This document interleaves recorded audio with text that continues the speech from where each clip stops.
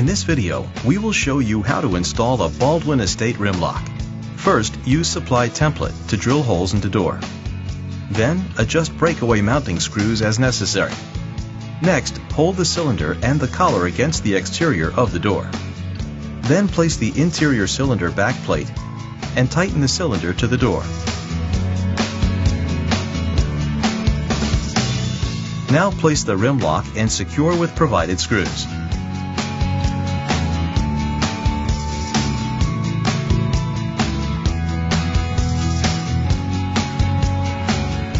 To install the knob backplate, use the alignment bushing to hold the backplate in place.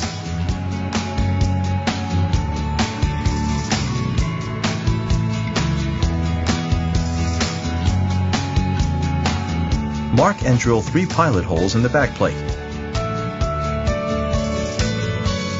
Next, remove the spindle and alignment bushing to install the rows.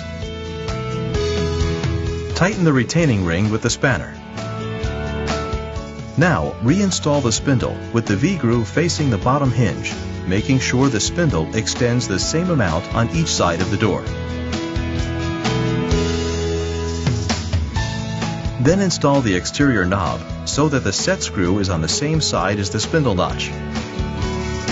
Tighten set screw. Drill holes and tighten screws on cylinder front plate if included in kit.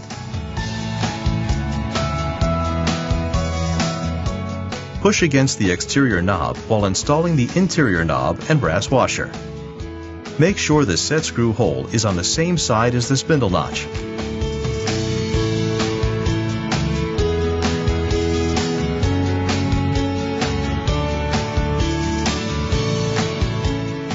Now, once the keeper is in place, you're ready to enjoy your Baldwin Estate rim lock.